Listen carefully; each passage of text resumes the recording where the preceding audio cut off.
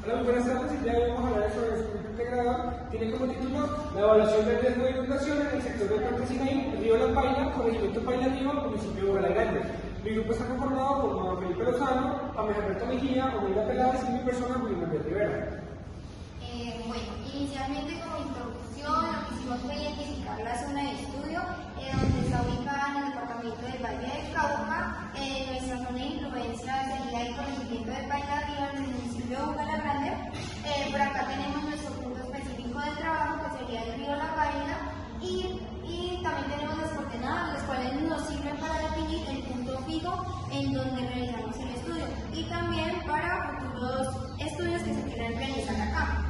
Bueno, como objetivo principal tenemos evaluar el riesgo de inundación en el puente Sinaí del corregimiento Paila Río, donde objetivos específicos tenemos realizar el balance hídrico y analizar la dinámica del movimiento del agua, considerando variables físicas e hidroclimatológicas mediante diferentes ecuaciones para evaluar el riesgo de inundación en la zona. También vamos a aplicar el balance de materia y energía en la cuenca de La Paila. Como metodología, acá tenemos la fase de identificación, donde ubicamos el área de estudio y hacemos un reconocimiento del problema. Todo este proyecto fue enfocado en el ODS 12, que tiene como nombre Ciudades y Comunidades Sostenibles. Pasamos a un diagnóstico en donde se hizo mediante el geovisor de la CBC y el GeoCBC y mediante el geovisor del IDEAM. Todo de igual forma se realizaron la matriz DOFA y la matriz de espina de pescado para el diagnóstico de la comunidad.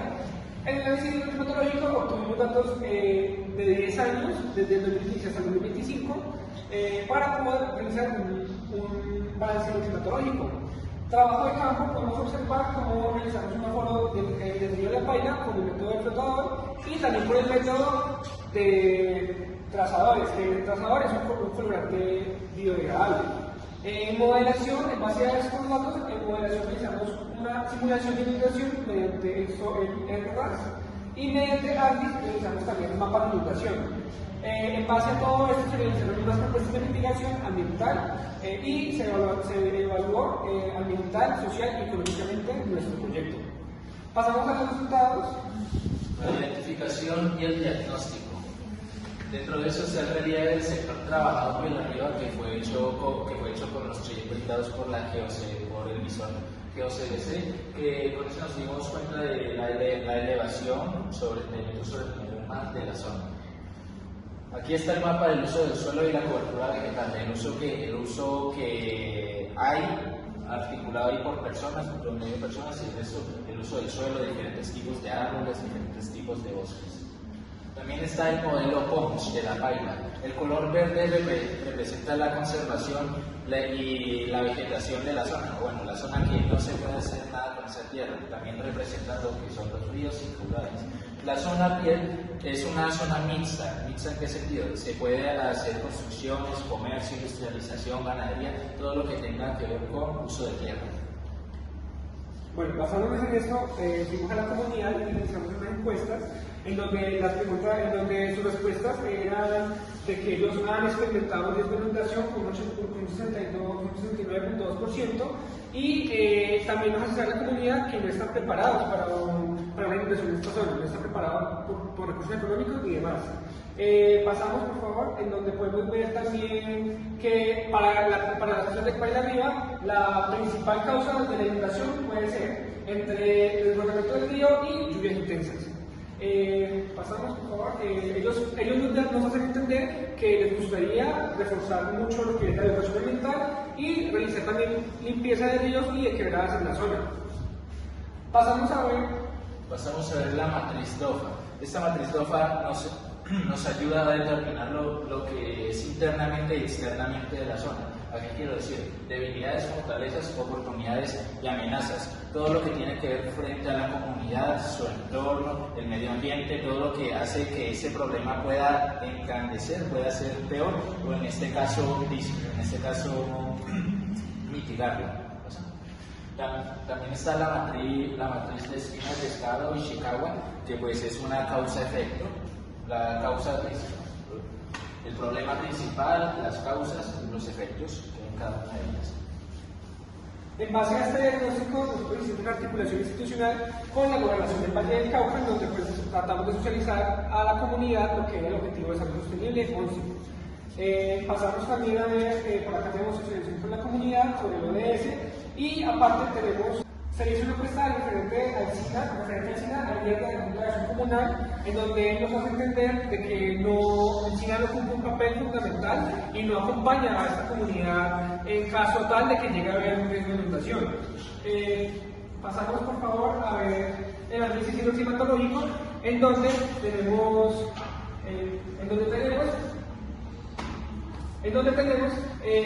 los datos que les comenté anteriormente, son de 10 años, del 2015 al 2025, y aquí tenemos todos esos datos, se les hizo el análisis y se les hizo un promedio, en donde ya tenemos datos de humedad relativa, temperatura máxima, temperatura mínima, todo eso promedio, tenemos precipitación media mensual, velocidad del viento y radiación.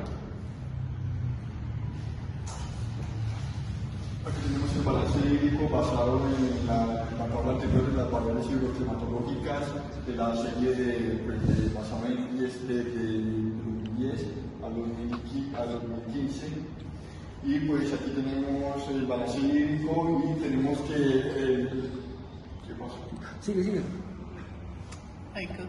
Tenemos el balance hídrico basado en la tabla anterior de las variables hidroclimatológicas. Entonces tenemos una precipitación total de 1.299 y una evapotranspiración de 1.866. Y aquí tenemos el resumen del balance hídrico. Y pues el balance hídrico nos da con un valor negativo de menos 567 y un déficit acumulado de 562.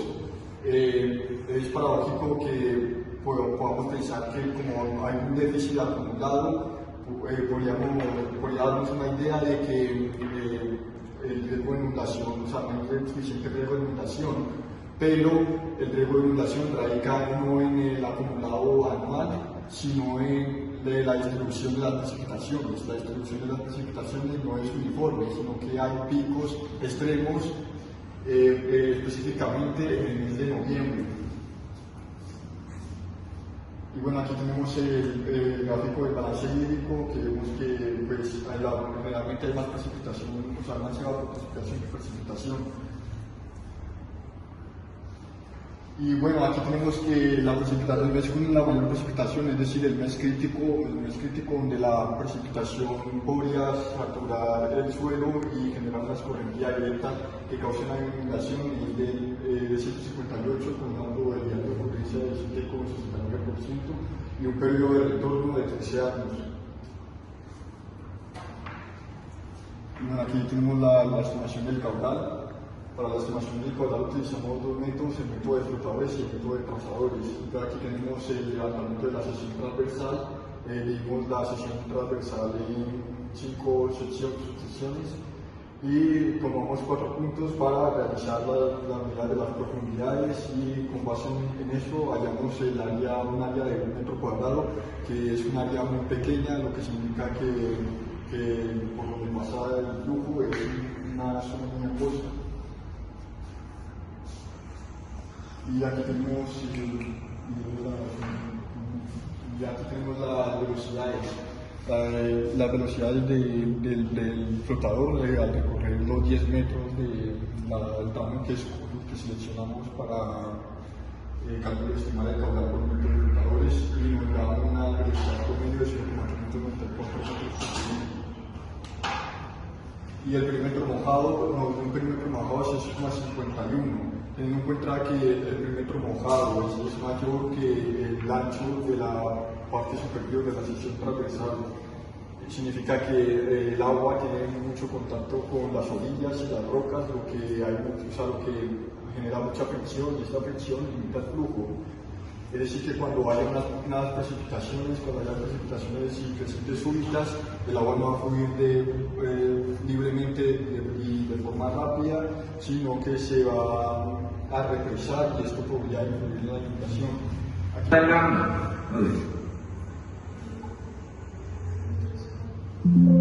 Y bueno, de la estimación del caudal por el método de trazadores, Con el método de trazadores, este método nos da una estimación más precisa del caudal, debido a que se mide cómo se mezcla el colorante biodegradable en el agua, y entonces de aquí no nos alteraría mucho la velocidad, debido a que el colorante se mezcla con casi toda el agua.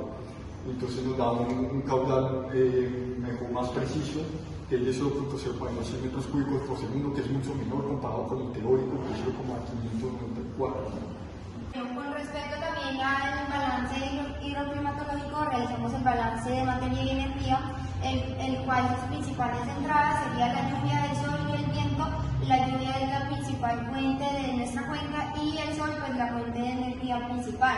Dentro de nuestra cuenca tenemos tres funciones: la función hidrológica, la función ecosistémica y la función ambiental. Como salidas tenemos los vertimientos, las emisiones y los residuos, en donde se dice que estas son las salidas de energía útil.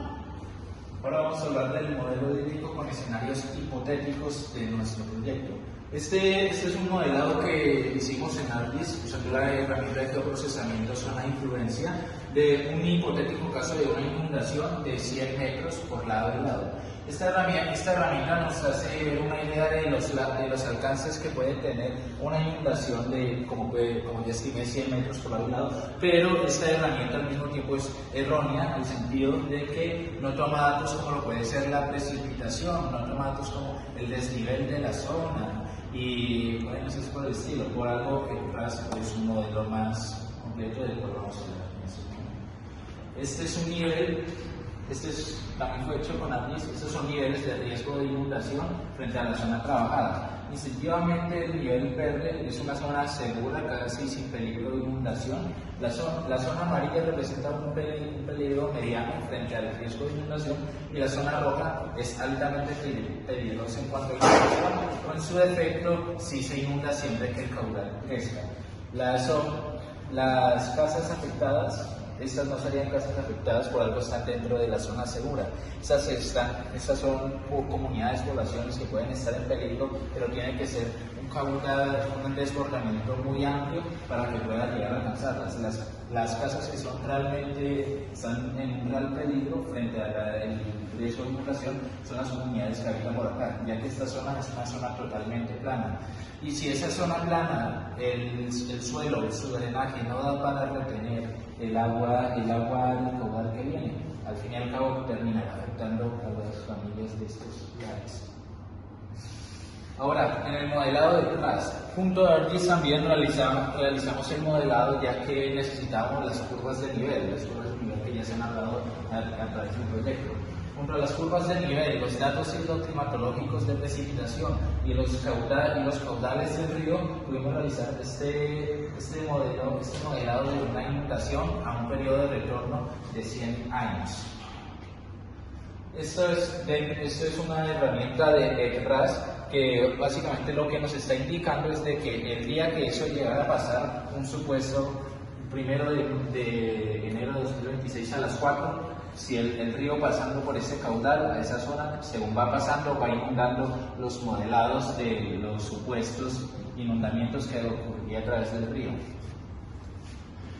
En conclusión, gracias a las materias articuladas y a nuestros debidos estudios, podemos encontrar el comportamiento del río, el comportamiento de la precipitación junto a los datos brindados por el IDA para poder llegar al final de que esa zona es una zona muy poco inundable, con poco riesgo de inundación en cuanto a lo que era el mapeo del comercio.